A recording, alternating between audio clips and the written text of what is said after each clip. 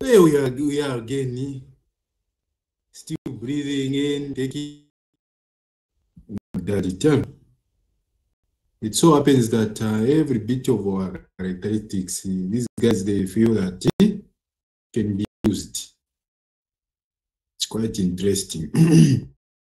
Okay, so voice recognition technology.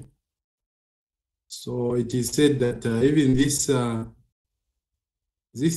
trait, physical trait, can be used to actually identify individuals like the peewees, like the moonies, so all that. Where is my case? Okay, here it is. Okay, my case is there. So voice recognition system, this is where we are going to, what we can look forward to is actually understanding the difference between also voice recognition, speech recognition. That is very important to take care of, to note. The two, they seem to be, and mostly in our day-to-day language communication, we use these two interchangeably.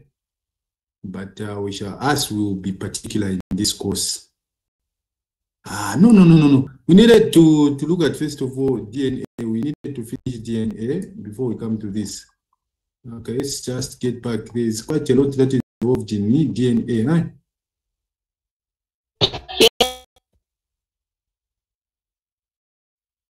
You should say that, no. We didn't finish that one, Kaidi. Okay. Yeah.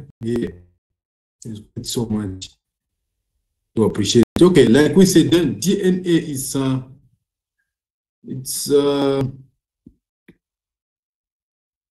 if you like, it's the information about you. It's about all of you, each one of you, the way you are. Okay, so it is made up of these chromosomes. Okay, it's like a double helix. Think of a ladder, and then that ladder you twist it. Maybe something, a ladder which is flexible, and then you twist it. That's the way it is structured. So that structure where something looks like a ladder, and then it is twisted. Then that structure is called helix. So within the cells, there's a nucleus. Then inside the nucleus, remember we did some zooming in to a point where we go to a DNA, to a unit of DNA. So the DNA is like a strand, that long strand which looks like a ladder. Okay. Now those ladders, if you can picture them as having been made by two halves. So there's one part and the other part, and then you join the stepping, those steps like structure in the middle. So there's one half from this other end and the one half from the other end. So then they are joined in the middle. Now those which are like steps in the middle of the ladder, those are called the chromosomes. So those are called chromosomes. Maybe I can draw something. People should see that. Okay, anyway, we have a picture. We shall see. So those two, where you step on a ladder, think like that. Now that same step where you step, okay, imagine it is what divided. It is just made up of one half from the other end and one half from the other end. So those two halves, this half and the other half, are called the chromosomes. So they are in pairs. So we say those chromosomes are paired. Okay. So now those chromosomes are 23. Okay, in humans. So those pairs are 23 in humans. So these pairs are joined like that. So now you have 23, okay? So one half of your 23, one half. Let's say this adult person, the adult person has 46 chromosomes, total chromosomes, there are 46. So one half of 46, 23 are donated to make you, okay? So 23 comes from the mother, 23 comes from the father. So together they make you have you have total chromosomes of 46. So that's how it is. They are not more than 46. So the way it is some from the mother, some from the father, they are paired together and they form 46. Okay? Total 46 chromosomes. In pairs, 23. Now, these same chromosomes contain information. That combination which is there has meaning. Okay? It has meaning. So out of the 46 total chromosomes, the offspring inherits 23 from each biological parent. So 99.7% of an offspring's DNA is shared with their parents. So you see that. So 23 chromosomes from both parents, they make you up. So you have all those characteristics from your mother and your father. 99% of the content, 99% of the contents of your DNA is from both parents. So now look at this. It's interesting. The 0.3, that is 99.7, which leaves 0.3 for you to make you unique. So the 0.3 makes you a unique person. It is this 0.3 that makes you different from your parents, that makes you a separate individual also with new things. Okay? Okay? Maybe the father or the mother, these were smart people. Okay? Very intelligent people. IQs. Then they have this particular one. Very, very tricky. Okay? Intelligent arranged. So it is because of the 0.3. So you can imagine 99.7%. You match your parents. The 0.3 is what makes you different from them. You become a unique individual. So 0.3 DNA contains repetitive coding unique to an individual. So this is why some people they become resentful when it comes to the use of DNA. It is much, much more invasive than all these others that we have looked at, all these other modalities. Okay? Now there are steps that are involved during this DNA, okay, identification. So we have the first one being separating the DNA from sample acquired from either of blood, saliva, air, or tissue. Actually, anywhere, any cell from you, we can get this DNA. It is there. It is there. So DNA can be gotten from all those samples. Okay? Tissues, whatever, air, and so on. And to show that those cells get worn out, you can imagine even in saliva you have the cells from which DNA can be affected. Yeah. Then there's separating the DNA into shorter segments. That's another process that follows.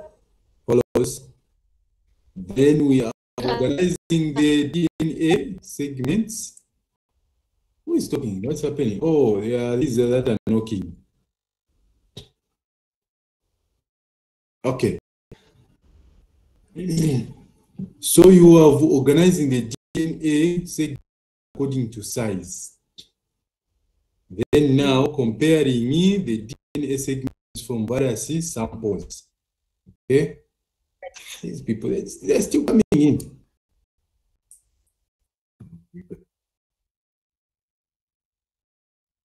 You should be entering at the same time.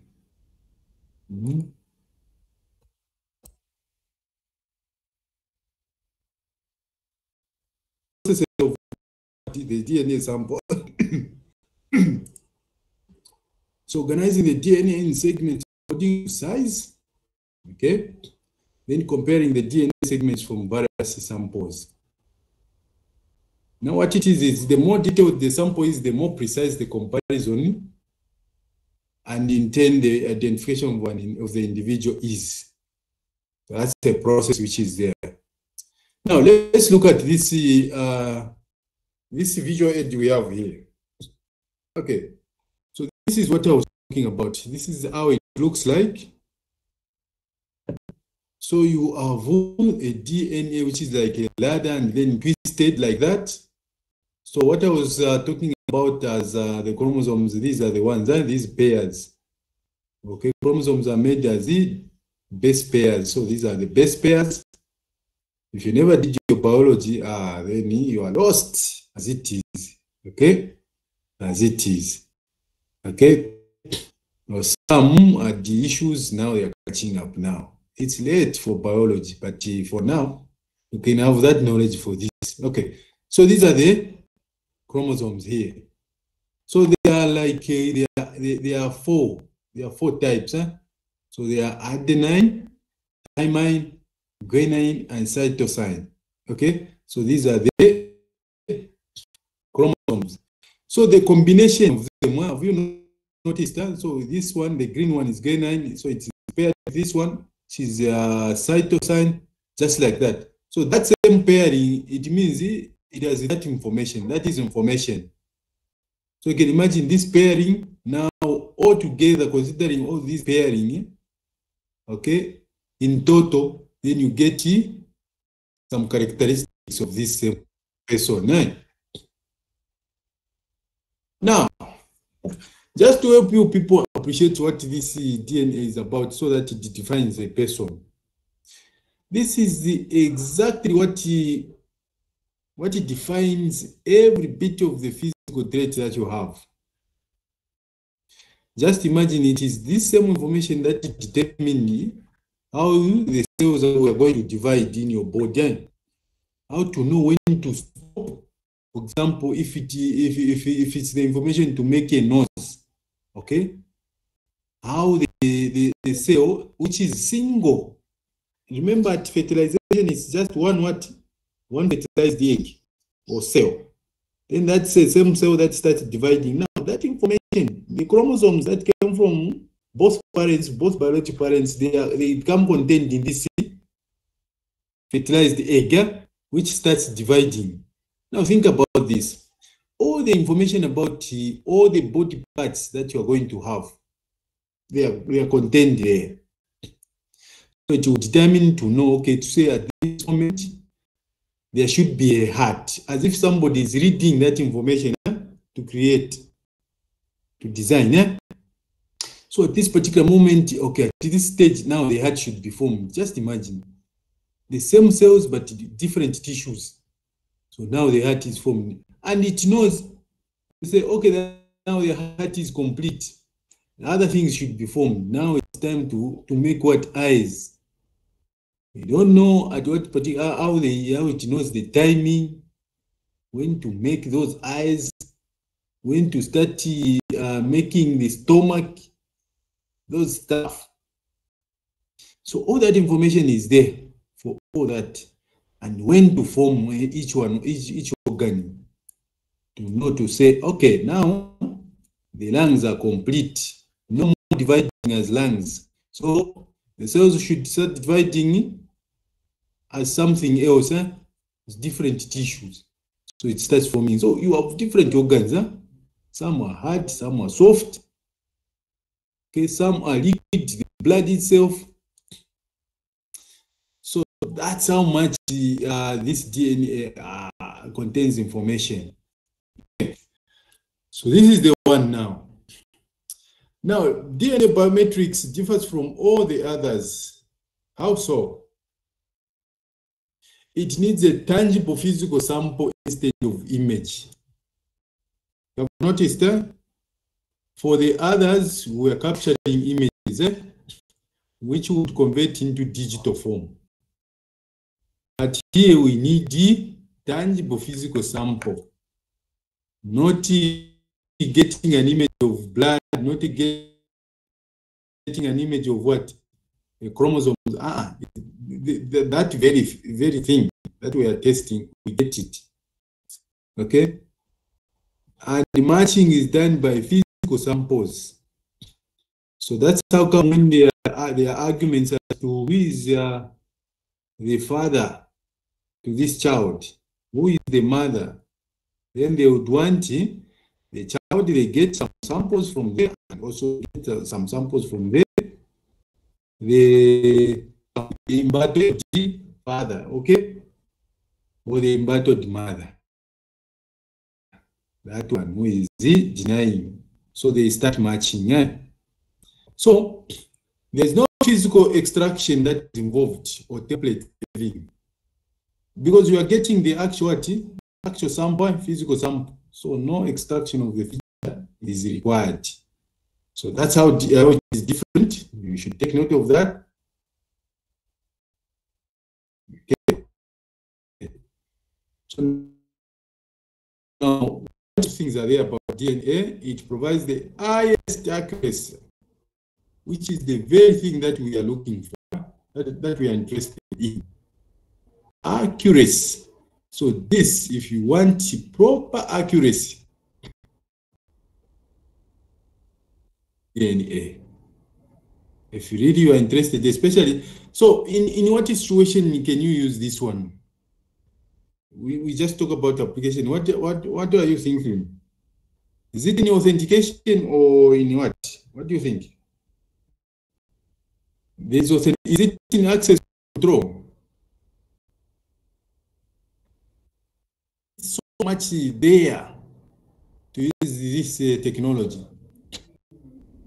In access control, okay, in access control or in identification, which one do you think?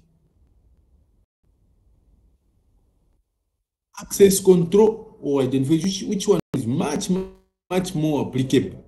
Yes, Tapela. I feel access control. Access control. Okay, I can see that most of them are saying identification. It is much more akin to identification, much more applicable to identification. Okay, much more to identification, because look at what we are saying. We are saying maybe if it's, we are saying 99.7%. This accuracy can only be so much usable and so much of meaning when we apply this to identity. Okay? Identity, because of its highest accuracy. Okay? It tops the list when it comes to accuracy. That's DNA. All right. Now we haven't even talked about cheap, you know, it's not cheaper and so on. We'll talk about demerits. So now look at the procedures that we just introduced. Okay, those procedures and so on. So that's one of the demerits or challenges with the DNA, length of procedure from sample acquisition to results at large. That's how come we know they have submitted the results and they await them. Okay, they are awaiting results. Maybe the results will be out maybe next month. So people submit, and then they start waiting for results next month. Just imagine that. Okay, if it's a UTHR, it can even take much longer. So length of procedure from sample acquisition to results. And we don't like to wait as people, especially if Rosalia wants identification. Okay, somebody is denying something. She's impatient now there. No, I must know. We must know. He's saying not. It's not him. Okay? So because people become impatient. Now, being more informative brings privacy issues. So here, that's where now you have serious privacy issues also. People complain a lot. Actually, when it reaches at this stage, so many are uncomfortable, especially the accused. Okay, especially the accused. It becomes digital. Where is my presentation? Where has it gone? Okay, are you able to see? Okay, so privacy. Yes, sir. Because there's so much information that is reviewed because of the DNA. We have just talked about all that stuff, all that information that is reviewed. Okay, for example, certain information that may be reviewed is whether this person is a carrier of maybe albinism. You see that, yeah? Maybe he's a carrier of albinism. Maybe he's a carrier of, there are so many diseases that are as a result of inheritance. So you can imagine, in the process of trying to identify, then you discover that actually, sir, you are a carrier of albinism, or you are a carrier of a dwarf. Okay, or sir, would you like to know more? You are a carrier to maybe diabetes. So all that information might be removed, might be released. Okay, it might end up somewhere. Therefore, privacy issues arise with this one. Then there is a need for more storage because of the sheer amount of information that can be required. Then more storage is required for this technology. Yeah. Now, there is also a possibility that the samples collected may be contaminated or degraded, okay, which might affect the result. Okay, where money, okay, can just end up being implicated, and yet is not the one, but then somebody contaminates what? The samples. Such might happen. So it requires the proper storage, okay? A place where it's out of bounds for so many people. It has been said that some samples have been swapped. Yeah. Yes, Jeff.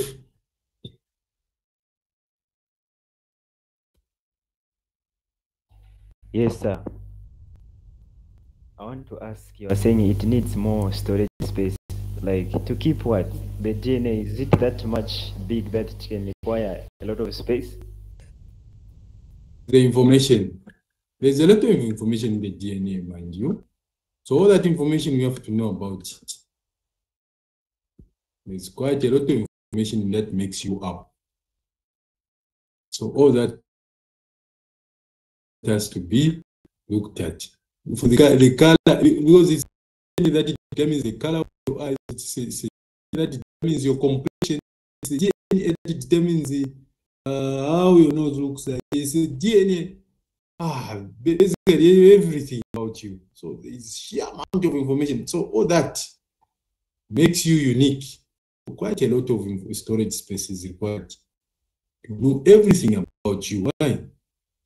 Okay, everything about you, your bones, what blood typing, blood groups, everything about you, and it's quite a lot. Yeah, so that's why we need more storage. Okay. Okay, well, I've just talked about whether you are a carrier of this or what. You see, all that. So carriers are people who carry some less dominant genes. Those are the carriers. So when if and they are in pairs, one which is dominant and the other one which is recessive.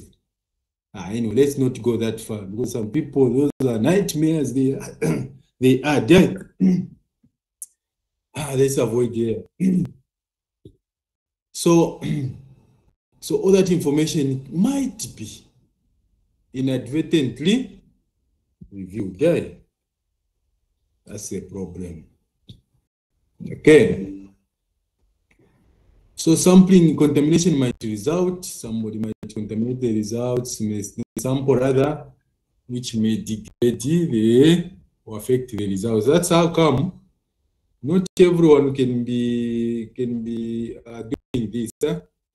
Require some certification from some authority. No, okay, you guys are fit, are capable of doing this.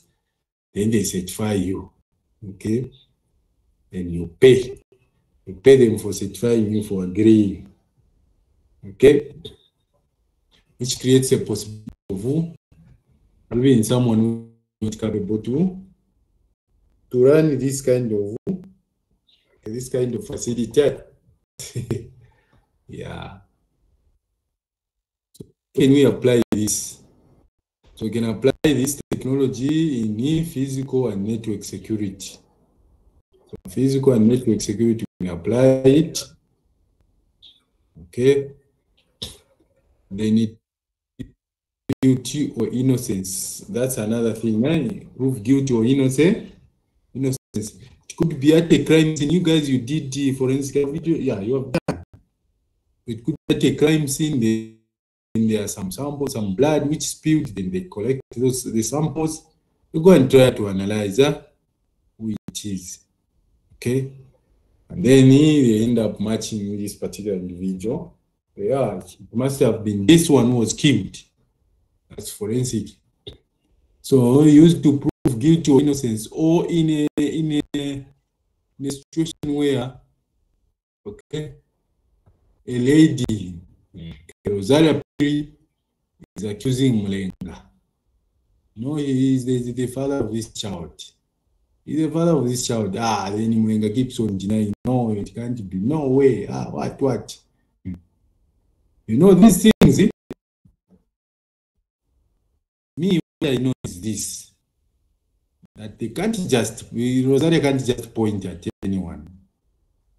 Okay, for example, me, I've walked, I've been moving, I've been to places, no one points a finger. Then to you, Mulenga, he just points at you. She points at you. Then there must be something. You probably even remember very well what actually happened. You see? You just keep saying, no, just fear. It's only courage who can accept that kind of thing. No issues. Let's go for it. Okay? Not even going to any DNA. Just accept it. It's okay. Let's go for it. Man, you see? So people like courage. You should be people like him. Why? Okay. So it's mainly used to prove guilt or innocence. Now imagine where they it gets to that stage. And that's when you are reviewed. How embarrassing. Okay. This should have made the name that this guy was even someone new. If you are now getting together to stay together, you would have learned about that person's character. That it's part of. I should be prepared.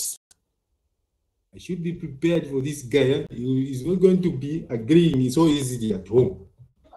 You see? So, proving guilt or innocence. Yeah, that means matters now are so serious.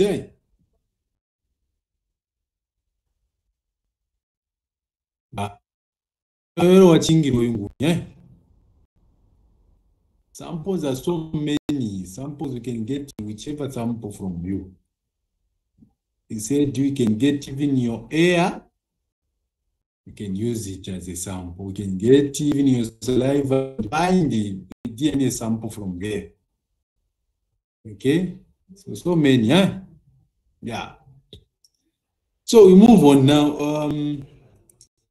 You say, okay, there we go. Physical network security, there, those are applications.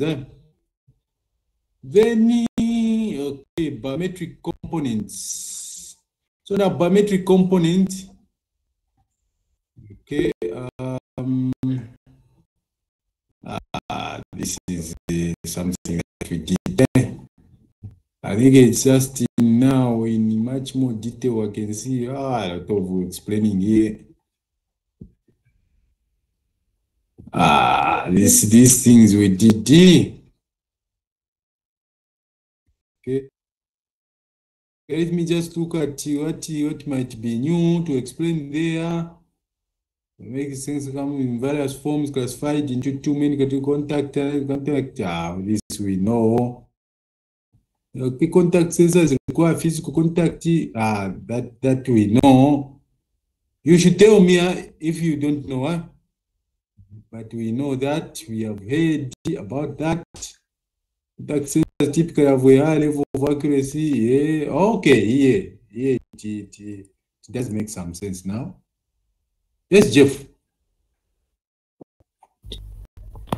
So I want a clarity where DNA can be used in network security, like a practical example. I'm not clear.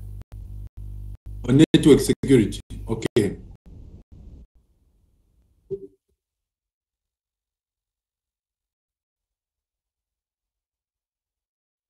See,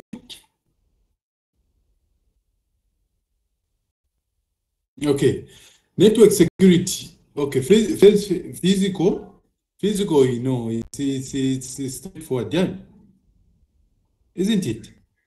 So, if there is a strict security, okay, if there is strict security, you can imagine we are talking about high accuracy.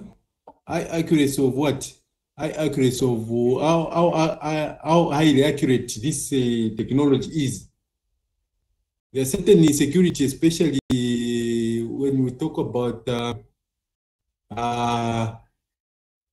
defense network. The defense network, that one is intelligent network, we can say. Okay, defense network, talking about maybe national security. So these guys might want that you actually use DNA for you to authenticate.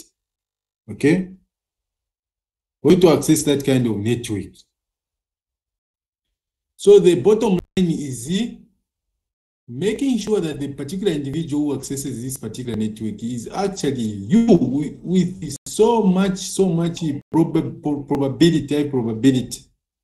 that you are actually the one, because the samples that are gotten are actually from you.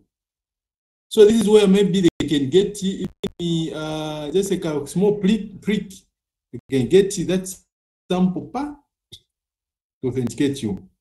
And mostly once they do this, they might you might be one of those who is allowed to access such kind of high classified network.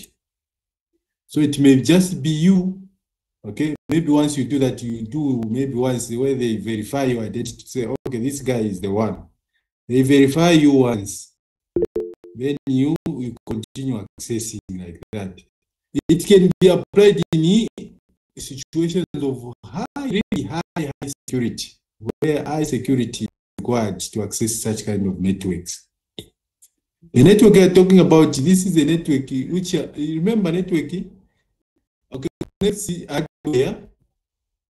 Then the same network contains can have servers that have data, which is so classified. So that's the network we are talking about. So here we require high secure access, where they really need to verify that it is actually this is a particular person who should access. So where you have such critical information for your network, then implement this. Implement it. I hope we are getting the sense, like in the defense, like I said, yeah? FBI intelligence, you need such kind of security which is so tight. Yeah, which is so tight, which is so accurate. Hopefully we are getting there. Mary? Sir, my question is, you mentioned that when during the authentication process. You are not clear, madam? So what I'm saying is that when they are getting support to the system, Let me do does this. that mean that, Okay. does it mean that if it's blood they are getting, they have to take you a bit and get your blood sample, put it on the system, then you build it like that? They'll just check the database. I can't get you. You can come again. Are you using some headsets? If you are using headsets, you can remove them. For those people, like when you want to be authenticated to the system, if they are using the blood samples, does it mean that they have to click you a bit to get your blood samples and put on the biometric scanner for it to scan your DNA, or they'll just check the database for the results for the match that you enrolled when you're enrolling for the first time? Actually, yes. You should be enrolled. Always you should be enrolled. Remember, we had initially we actually talked about the architecture. We should talk about the architecture. We talked about the architecture of the biometric. It's always like that. So first of all, there should be enrollment where they keep that information for you, the characteristics about you, so that when they collect the live samples from you, then they can match them. So it's always like that. It's like that, yes. All right. Yes, Gabriel. Yes, sir. So since there's a need for getting of live samples each and every time someone wants to access the system, does this simply mean that this kind of access control is only used when it comes to highly sensitive information, because it is not every time that people can be accepting, to have samples gotten from them? That's very good. That's true. This is not every day. Every day they collect your samples. You might start questioning. Why are they taking these blood samples all the time? Okay. Actually, this one might not work, actually. If you want to implement it for the sake of implementing, to say, no, it's accurate, then you're going to face that situation where people are resentful. Say, no, we can't use this. Especially when you just talk about blood. Blood. It's a liquid. It's just like water. Yeah. Okay. Yes, Jeff. Yes, sir. Okay, since you said the sample is found in saliva, in blood, or hair, okay, what if during enrollment, like the first time they get your sample, when they use blood, like the next time when they use saliva and it still matches, or if you start with blood, meaning you're using the same kind of sample? It matches, yes, it matches. If you whatever they use, it matches. So it can, yeah. Every cell has the same copy. Every cell has the same copy of the DNA, the chromosomes, same copy. Gabriel, is that you who was just from talking? Oh, that was Jeff. Gabriel. Yes, sir. I just want to add on from what you're just from answering to the question that Jeff asked. Yes. So in terms of the samples, regardless of the differences that samples are used, as long as it is gotten from the same person, they will always match. That's true. That's a bit. So it's the same copy. That's how come there is this science of if people are so adventurous or they like, if some of you like watching some documentaries or reading about these sciences, that's how come there is the science, new technology they're calling cloning. Eh? So don't think that you are spared. There is cloning even in computer science. Eh? So you just have to know it. Okay? So cloning. So that's how come they can clone. Eh? They can get some sample from your DNA and clone it into another. Of course, they have not tried that to humans, but they have succeeded with it. Animals, some animals, a sheep. There was a sheep which was cloned. They're creating another copy of the same sheep. Yeah? They have cloned a sheep before, making exact copy of that same one. That's why I was saying our colleagues are somewhere far. They are so much far ahead. This connection is not a problem. Now here we are struggling with connection, load shedding. It's their past long time. Leaving us some 300 years behind. Okay? So as we are struggling with power, should hurry up with people. Okay? Yeah. So mainly, if you have noticed, mainly application is in identity and the forensic. Mainly for this one, application is in identity and the forensic. Yeah, much more than in the access control. Okay, much more than in the access control. Unless you really have to secure, there's a very good reason for you to be using DNA for accessing that information. Maybe it could be information with the president's office of the president, maybe State House or White House. Such kind of information. So where you should prove it's such that the president who should access this particular place. It's just only him. Right? Such kind of situations. That's where you apply such technologies. Not just anywhere. Otherwise, you end up not having any user. You just say, no, just you are alone, my friend. Use it yourself. Okay? So that's a problem.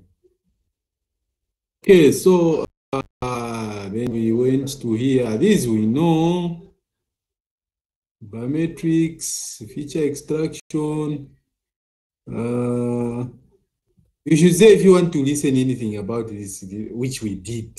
Okay? Features, blah, blah. Okay, there we go. Okay. So feature extraction, these notes you're going to read, isn't it? Isn't it fair? Is it fair that you read this feature extraction stuff here? It is, it is. It is that you're going to read this, eh? Okay, then there's much module. These things, remember, that's where we saw the architecture of a biometric system. And we are talking about that. We talked about this thing. Huh? What happens in this? Okay, maybe here, somewhere here.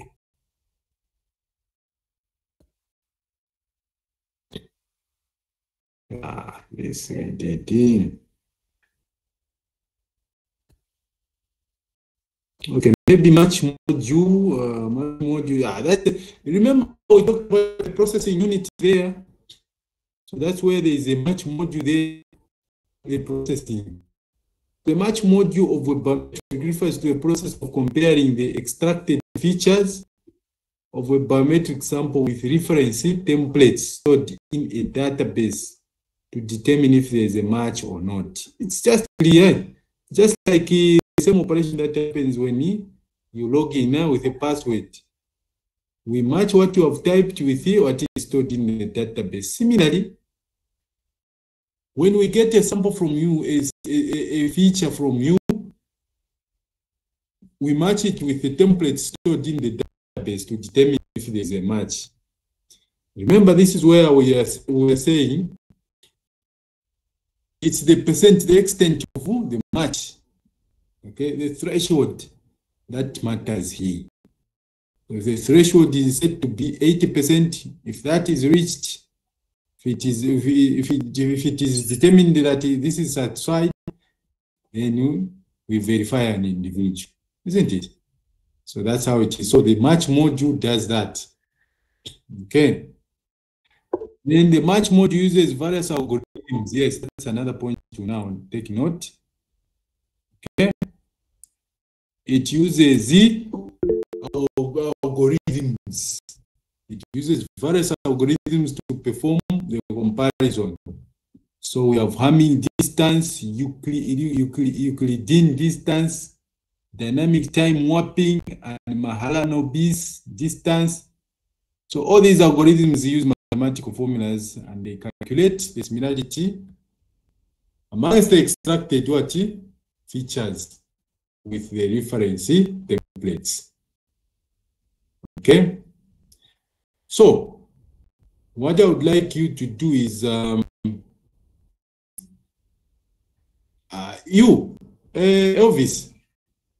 you never sent the groups.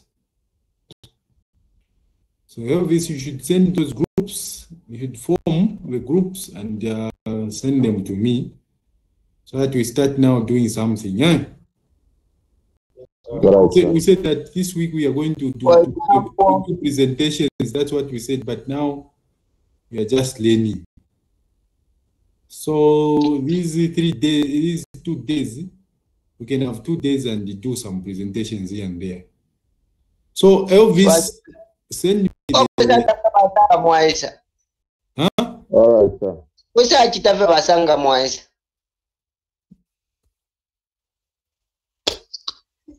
That presentation next time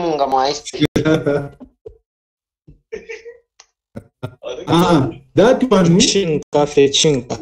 Look, that one will be like I'm going to form big groups so that there's just maybe one representative to just present. But when I come, yeah, we are going to have such kind of presentation. Even at an individual level, we are going to have such kind of presentation when I show up that side. Yes, sir. You need to have that. We're not only training you to have information, but even how to present yourself out there. That's important. Yeah. So I wanted people to research on this. So you're going to okay, it may be when I come, or even this time around, or you can just for curiosity's sake, do the searching yourselves. You can read more about these algorithms that are mentioned here, that are used by the match module. Okay, Mahalanobis distance. Okay, so there are mathematical formulas that are used, and if you go on YouTube, you can learn much more actually. Okay, so then in some biometric system, the match module also performs decision-making process to determine if the biometric sample should be accepted or rejected. Okay? So we have the match module that can perform the matching and make a decision at the same time. Actually, that is what is expected after all, isn't it? Okay? That's what is expected. The processing stage, the match module should make a decision or should recommend what should be done, isn't it? Yeah. So after the processing, that's where we get the output. So this explanation is just the one and the same one, where you have output where you can read a response from the process, isn't it? Yeah. Now, the results, the decision that may be made from the biometrics, from a DNA, like I said, it's also a threshold. So we can expect exact, like in a password sense. We're not going to expect that kind of matching. We are expecting attaining a threshold, some value, where we say, okay, when we get to this percent, then we are safe, we are fine, we are satisfied. So that's what we intend to do. So that's how it is with biometrics. So we get to a point where we have some percent of the matching. Yeah. So that's good to take note of. That's how it is different when it comes to decision making, when it comes to verifying. That's how it is different from traditional authentication method. Here we look at the percentage, the threshold. So it's up to you set it to a point where the percent should be this or that. Okay, that will be up to you. Maybe you might decide this depending on what happens, the response. If you set the percent so high, then you are going to have a lot of what may be rejections. A lot of false rejections. Maybe that might be the result. So you try to balance. Okay, you see a large number of people, genuine people complaining, then you might think about adjusting the threshold. But that is if you hear so many authorized people, those people should be accepted complaining, not just any other, because any other, you don't want to make it easy for someone else to come in. No. You want to make it easy for those who are authorized to come in. Just like at home. You want people who stay at home to have each one a key. So that is making it easier for them to access. But we don't make it easier for the thieves to have access to our premises. So that's how you can get somehow which threshold to pick. So we have been given an example of a facial recognition. The match module compares the extracted features of a live biometric sample with reference templates stored in a database. Okay? Now look at this. In a DNA, we get also the sample from the actual sample. But here we compare, we match what the feature. Although it is live, but it is converted into digital form when it comes to the face recognition. Though it is live, but we convert that visual image that we get still and then convert it into digital form so that we can compare it with the database. Okay? So now look at this. So if the collected score is higher than the predefined threshold, the system considers the sample to be a match and the individual is granted access. So that's how it is. If the score of the calculation of this sample find that it is maybe exact or higher than the threshold, then it means there is a match. And we verify a person or we grant access. But should the score or the result of the calculation becomes lower than the threshold, then we say this one is not a match. And we know what to do. Deny access. That's a threshold arrangement. So in conclusion about the match module is that it is important, it is significant in biometric recognition systems because it performs the comparison decision-making process as well. And the biometric accuracy depends on the algorithms that are being used in the match module. Even the quality of extracted features. So even the qualities of the extracted pictures depend on the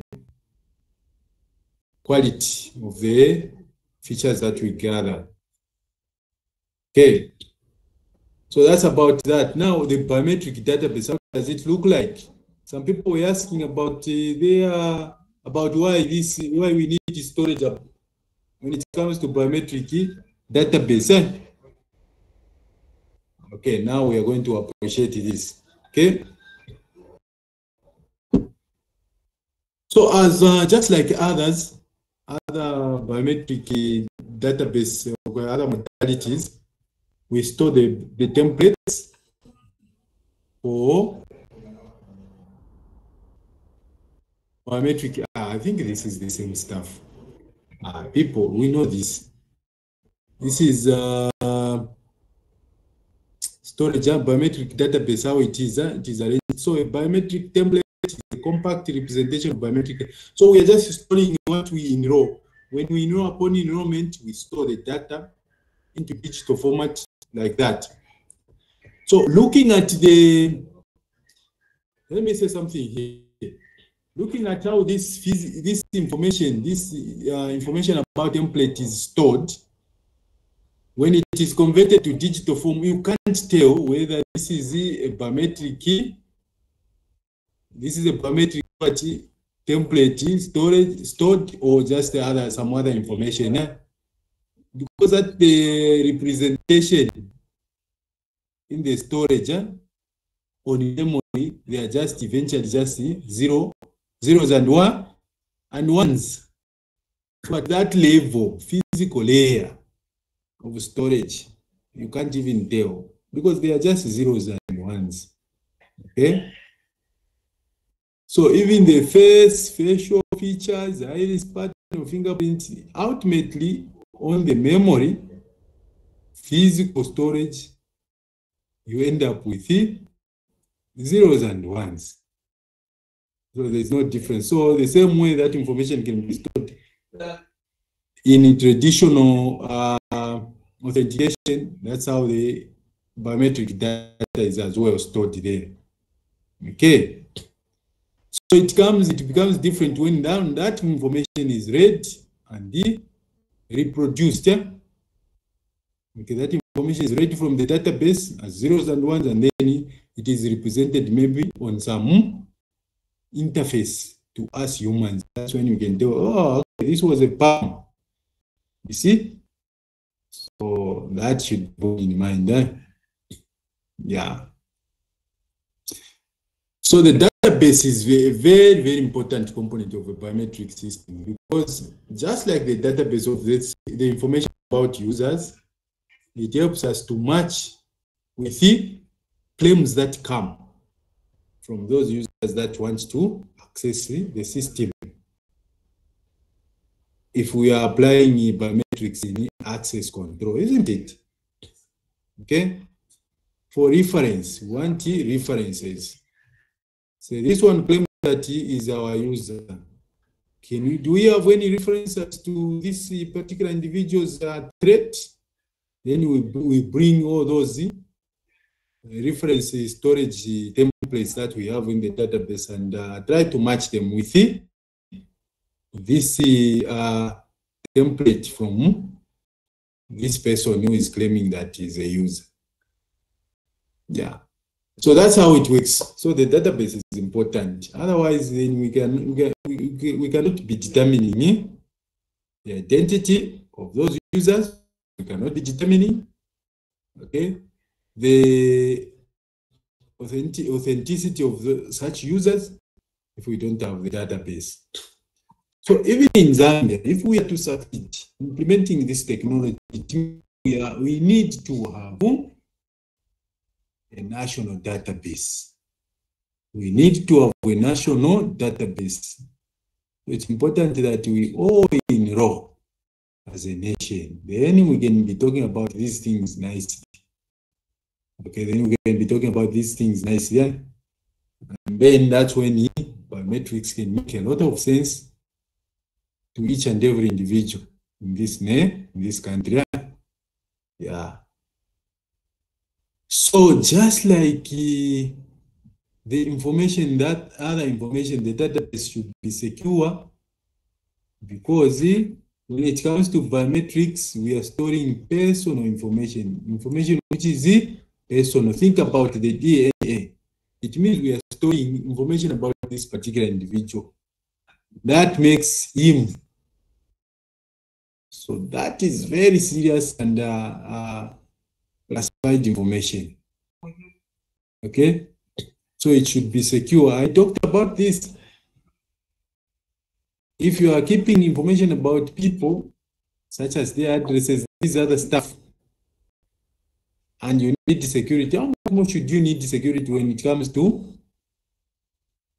biometric database? Yeah. So it should be secure because of sensitive information that biometrics data contains. And it should be able to store and retrieve large amounts of biometric data efficiently. Again, this same information that you need to be accessing it efficiently. It shouldn't be taking so long to authenticate or providing, okay, identification. Yeah. Now, two methods are proposed for how the database can be stored. Okay, two methods are proposed. One is locally or on a device or on a central server in a network. So somebody to explain this. So what does it mean here? Two storage are proposed. So locally on a device or central server in a network. So what can some people say here?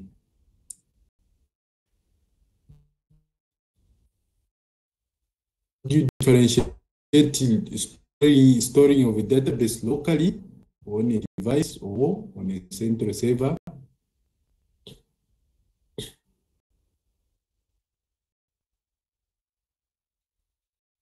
Okay, let me ask you this question.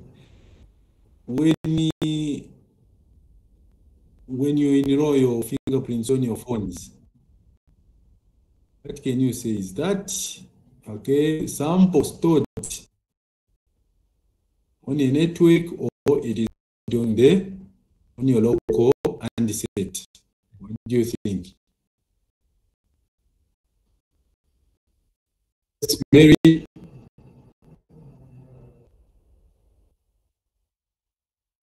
What I've understood personally is that when it's stored locally, it means that it's within or in your phone, and then the central database, it simply refers to maybe there's a database somewhere where all the fingerprints, all the biometric data features are stored, maybe the nation or the whole world. I think that's what that.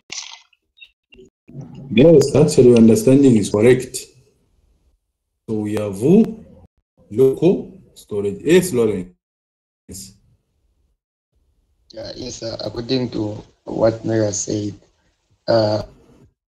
we compare if I'm ignoring my finger on my device, like the phone. So that thing I'm expiring the network thing. Maybe I'm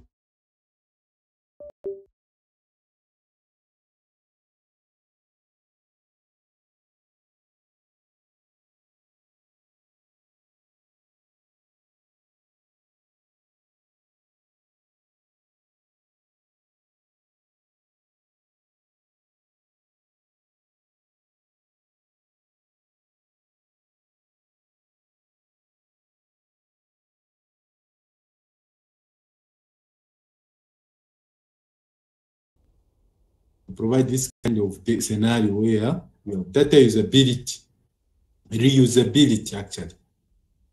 So Facebook would believe that I think Google has done its homework. It authenticated the person typed this, blah blah blah. So we are dealing with an individual who is trusted. Okay, trusting another person based on the trust provided by a third party. It can work. So that's how come even when you are in with your local database using your biometric feature, you are still allowed to access the data of some other apps. Because we believe that if the phone allowed you to get authenticated with your fingerprint, then you are genuine. So that's something aside from what we are looking at. So now the local device storage, it means the information is actually physically stored on your device, local there. Okay, where we have several devices that have their own database, it means the database is okay, not central but distributed. Okay, it's local on their devices. But then we can save from where all the authentication, all the identification should be made. Then once that is done, then we grant each person's access to what they want. So that can happen. Why do you think this should be ideal? In what situation do you think central server authentication may be necessary?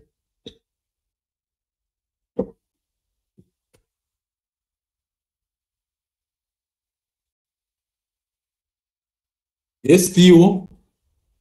In institutions, sir, like Kapasa Makasa. That's true. Where you want to centralize things, so that management of users is controlled also. That's true. Where you have large number of users, for example. So just have a central server. And the servers are said to have plenty of storage space. Okay? So that is important. In fact, when it comes to this, we are going to learn, you should also read about it, because we come and cover that one, biometrics in cloud and in distributed systems. Distributed systems. Okay. So in a central server system, it uses a large-scale biometric system such as those used in national identity system or border control. So that's where now we apply, we implement central server administration. So typically when for that new NRC, then it means we are actually enrolling into a central server.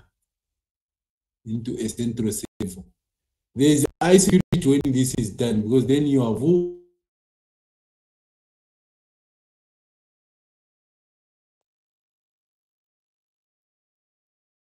on each machines and so on. Then it means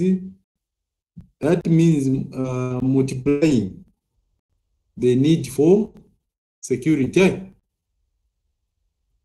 Because it means you need to secure that computer, that client computer, again the other computer, again the other computer separately. Now that becomes very costly. Yeah. So imagine the national database. So it's better the national database is held in one place. Yeah.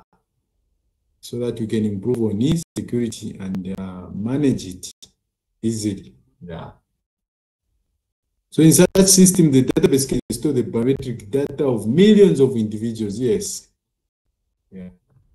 That's how come when you enter some other countries, you get enrolled in their database. That such an individual is there also. So when you want to buy something, whatever you do, they have every information about you. They have that information. Okay. They entered these people. Maybe this day, such and such people are in the country. Because they would have recorded you at the time of arrival or at the time when you booked a flight. And then you are verified to have boarded that plane. Then it means they know that you are in that country. Yeah. So such are important. We need to have something like that. Okay. So the database of biometrics should be designed in a way that is able to handle updates and the changes in the biometric data of individuals over time. That's important. So that's for a biometric database. So certain features, of course, we learned about such ones, those that change over time, and those features that do not change over time. But if you are dealing with features that change over time, then that database should provide for that, for updating. Otherwise, if there's no provision for updating, then you discover that before Nguni changed his voice when he was just a boy, he would do authenticate, but after changing his voice, he becomes a teenager. He starts getting rejected. So in such cases, then you need to have a provision where now Nguni can go back and update his voice, for example. It changes from that of a boy to that of a man now. Okay? Yeah. That's an ideal design for a biometric database, people. Okay. So in conclusion, when it comes to database, we are saying database of biometrics is a critical component of biometric ignition system. Because this database, it is storing a reference templates, which we can use for comparing during identification. Because now we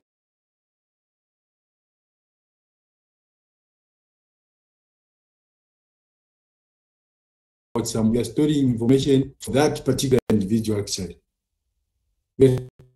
Information pertaining to individuals, their personal information, physical information about them. So security is very important. Be able to make sure that after providing security, we provide mechanisms for efficiency, and then we just said about providing for updates and changes in the biometric data of individuals over time, because certain features change. So this is about database. Now we get to the decision module. Okay, is there anything new to say here? Decision module. Okay, these people can read. Yeah, okay. Yeah, it's just making a decision. This is a module that he makes a decision based on the extent of matching. It makes a decision whether this individual has been verified as to have been enrolled first in that system or not. Yeah. So basically, when you make a decision, what we are just doing is whether this person is enrolled. That's what we are trying to find. Whether a match this person who enrolled. Can we verify that this person enrolled? To verify is to match the templates that are already existing with the current current submitted template. That's how it works. We talked about the similarity. This is the same people. It looks similar. That's the score and the threshold. We have read about the threshold. Okay. This we did. Just tell me if you don't understand. Say, okay, so I know there you can explain. Okay, now I think there's this part where it says decision module can also make a decision based on multiple. Look at that. This is important. People wake up the dosing over there. The decision module can also make a decision based on multiple biometric samples. So the decision can be made also on multiple biometric samples where we have multi-factor authentication, for example. So a decision module can combine independent decisions from those separate modalities and make a composite decision. Okay, it's a situation whereby submission is made. That's what happens even in some companies where people meet what they think should be done, or whatever, and then the manager appears to be a wise person. Okay, gathering all that information and makes a decision, and the credit goes to that person. Is a wise manager, blah blah blah. Actually, this person is making a decision based on the inputs from the others. That's how it is. Yeah. Okay. So, multi-factor authentication, an individual may be required to provide multiple biometric samples such as fingerprints, a face, to access a secure system. So, in this case, it means a fingerprint is going to provide an output, a decision. Another one is going to come from the face recognition system, another decision. So then after that, a final decision is made. You see, people? So in this case, the decision module combines the results of the multiple comparison to make a final decision. Yeah. So it's like having a process coming from the front runners.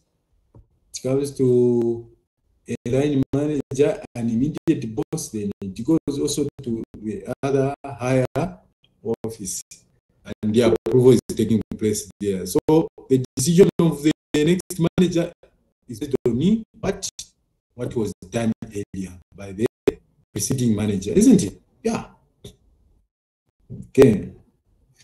Now there's this comment here which says the threshold value should be set appropriately to balance the trade-off between security and convenience.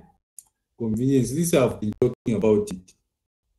So when you're setting the threshold, you make sure that you also think about the convenience. The higher the percentage, okay, the more you're going to have more rejections. You see, the higher threshold percentage, the higher the threshold percentage, the more you're going to have more rejections. Okay, so that's why they're saying now you should do a balanced view of those things. Now, if the threshold is set too low, the system may have a high false acceptance rate. Yeah, you have noticed that the threshold is set too low, the system may have a high false acceptance rate. So it is not that these attempts. It's not that in this case where you lower the threshold. You understand, people? In cases where you lower the threshold, you are going to have high false acceptance because those acceptances are about just because you reduced that threshold. So they are falsely accepted. They have been falsely accepted then. So it is the opposite. When you increase the threshold, then you're going to have high false rejection. But if you drop it again too low, then you are going to have high false acceptance. Yeah. So meaning that if it has a high false acceptance, that is if you have lowered the threshold, then it means the system is not secure. If you lower the threshold, then it means your system is not secure because in that case there is a high false acceptance rate. So people, what I'm talking about is not just that maybe you are dozing. Don't doze there over there. Just be strong now for now. So me, I can give a situation Nzatafeba summary what has happened now. Yale hapa 16. Okay? What I'm saying is I can give you a situation. I can give you a situation like that to say, okay, they thought about doing this accounting. Give me an account of what happened. Okay, it was discovered that the management brought a consent to say, okay, no, this system is having issues. So many users are complaining that they are getting rejected a lot. They can't authenticate. So, with the power that is vested in the management, it says, no, reduce. Make sure, do something. Okay, they might not know what your threshold might be, but they might just say plainly, no, do something about this. So now I'm explaining to say, okay, so then at that particular institution or company, okay, this ICT administrator, because of receiving that pressure, it reduces what the threshold. So me, I would ask, can you explain in terms of security what might take place? What might result from such a decision? Then you should now be explaining. Then you should also see high false acceptance rate, such kind of language. Because when we have our own language, so I should see such, okay, there will be this high false acceptance rate or high false rejection rate, such kind of talk. Yeah. Then I will be smiling from this end. Yeah. So situations are what will be given in scenarios are what will be given to you. Then you guys have to explain. So conclusion about this decision module is that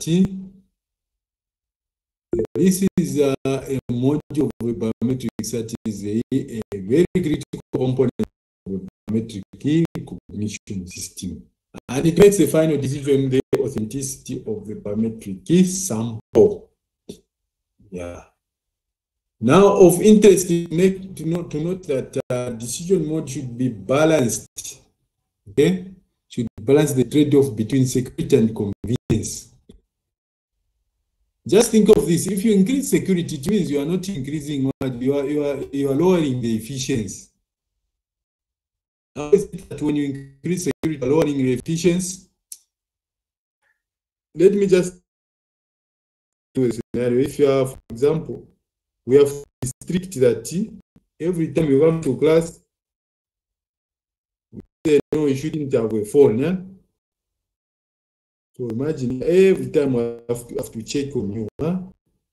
You are coming to class and then I start trying to find out if you have a phone. Now imagine how many you are. So by the time that the last one is getting examined or checked, then you would have spent time. Huh? So even in these networks and even in this situation where we need to check for security to verify you. So if we are tight with security, then it means we have to examine every detail about this attempt.